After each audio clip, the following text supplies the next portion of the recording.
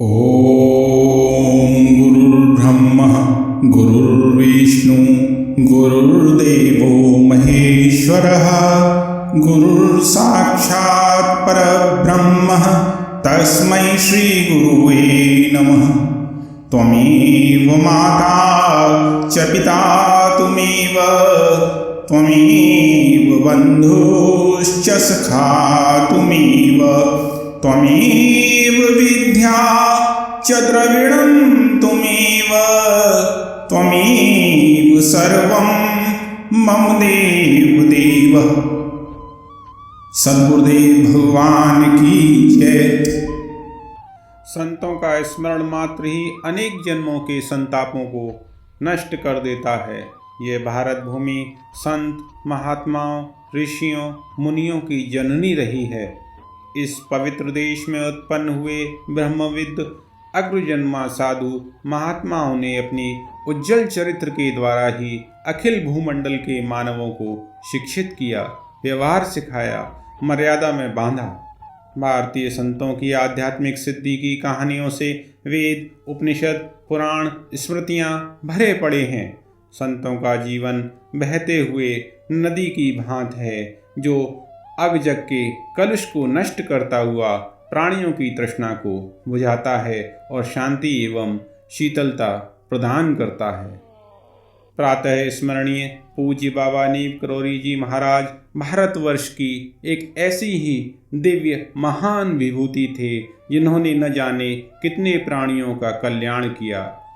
उत्तंग हिमालय की सुंदर काया, जिसमें दया दृष्टि के बहते हुए अनंत निर्झर स्रोत, जिसके अंक में विद्यमान अगाध शीतलता, जिसकी मधुर मुस्कान का शुभ्र हिमाच्छादन, सूर्य और चंद्र की किरणों के चंदन से आलेपित ललाट, भक्त रूपी वनस्पतियों का आश्रय स्थल, आने संकल्प और ध्यान में सुस्थिर सुदृढ़ पाद मूल वाले बाबा के दिव्य स्वरूप पर ऐसा कौन है जो न्यौछावर न हुआ हो।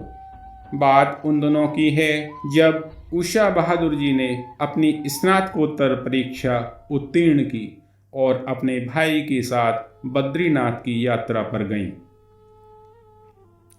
वहां एक सप्ताह रुकना था। हिंदू परिवार की भगवदास्था, आस्तिकता एवं निष्ठा के संस्कार बीज उनके अंदर विद्यमान थे, इसलिए वे भी भगवान बद्रीनाथ के दर्शन करने गईं। एक दिन भगवत सेवा और दर्शन से निवृत्त होकर अपने कक्ष में बैठी हुई थीं। एक सज्जन जो नितांत अपरिचित थे उनके पास आए और बोले, आपको बाबा नीम करौरी महाराज बुला रहे हैं। वे झिझकी और सोचा कौन हैं ये बाबा, लेकिन पुनः उनके आस्तिक भाव ने प्रेरित करते हुए उन्हें जाने के लिए उद्धृत कर दिया और उन्हीं सज्जन के साथ बाबा के पास पहुंची। बाबा ने उन्हें देखते ही कहा, तू मुझे याद कर रही थी, कई दिनों से तू मुझे याद कर रही थी। वे बाबा की ऐसी बेतुकी और अटपटी बातें सुनकर एक क्षण के लिए ठिठकी और सोचा, मैं इस बाबा को क्यों याद करने लगी। लेकिन तत्काल ध्यान आया कि संतों में और भगवान में कोई अंतर नहीं होता। भगवान बद्रीनाथ का ध्यान तो मैं रोज ही करती हूँ। उनकी निष्ठा को बल मिला और उन्होंने उसी क्षण कहा, हाँ बाबा, मैं याद कर रही थी। पता नहीं कौन सी शक्ति थी जिसने मुझे उनके पास तक बुलाया और अब यह भी कहलवा दिया कि मैं उनकी याद कर रही थी। इस विस्मयपूर्ण घटना से वे दंग थीं और उनकी स्थिति भावत गदगद हो गई। उनके अंदर आस्तिकता के बीज अंकुरित होकर अब वृद्धि और समृद्धि की ओर थे और वे एकटक बाबा महाराज की विभिन्न दिव्य मुद्राएं देखने में डूब गईं। कुछ क्षणों के लिए इस स्थिति में रहने के बाद उन्होंने देखा कि मुस्कुराते हुए बाबा का वह दिव्य मुखारविंद, जिस पर शत शत प्राण बलिहारी थे। बाबा ने अपनी अर्ध निमीलित आँखों से उनकी ओर देखा, अब तुम जब तक यहाँ रहोगी तब तक मैं तुम्हारे ही द्वारा बनाया हुआ भोजन पाऊंगा। उषा बहादुर जी ने भी अपनी सहर्ष स्वीकृति दे दी। उन्हें उस क्षण में ऐसा लगा कि जैसे उनकी चिराकांक्षित साध पूरी हो गई। वहाँ कुछ भक्तों ने बताया कि बाबा ने तुमको याद किया और अपनी आध्यात्मिक दिव्य दृष्टि से तुम्हारे ऊपर कृपा करने हेतु ही तुम्हें यहाँ बुलाया है। उनके हर्ष का ठिकाना न रहा। रोम रोम हर्ष से आप्लावित था कि मैं तुम्हारे ही द्वारा बनाया हुआ भोजन पाऊंगा। यह आदेश हृदय में आनंद की लहरियां उठा रहा था। बाबा के स्वभाव, उनके रहन सहन, नित्य चर्चा, उपासना, साधना और भोजन आदि की प्रकृति से वे नितांत अपरिचित थे, परंतु जैसा उनका आदेश था उसका पालन स्वाभाविक था। इसी के अनुरूप उन्होंने भोजन तैयार किया और महाराज जी को खिलाने के लिए ले गईं। जहाँ महाराज जी रहते थे वह स्थान उनके निवास से कुछ ऊंचाई पर दूरस्थ था और निर्जन वन में होकर रास्ता था। यह भोजन कराने का क्रम कुछ दिन चला।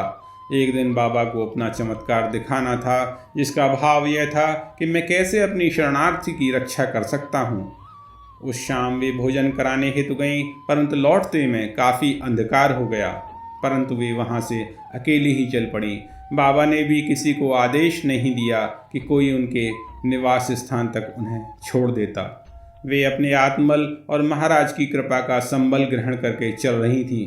कुछ ही रास्ता तय कर पाईं कि जंगली कुत्तों ने उन्हें घेर लिया। अब क्या था, वही द्रौपदी जैसा आर्तनाद। वे महाराज जी का स्मरण करते हुए चलती रहीं। कुत्ते भी उनके साथ 5 फीट की दूरी पर ही अपनी हरकत करते हुए चलते रहे। बहुत दूर तक उन्होंने पीछा किया, किंतु वे उनका बाल भी बांका नहीं कर पाए। सामान्यतः इन कुत्तों से बच पाना अत्यंत कठिन है।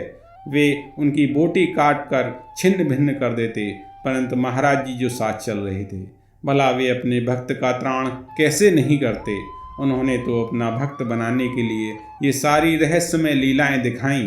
वे जैसे ही घर पहुंची, दूसरे दिन जब महाराज जी के दर्शन किए तो वही मधुर रहस्यमयी मुस्कुराहट। उन्होंने कल की घटना को जैसे अपनी आंखों से देखा हो।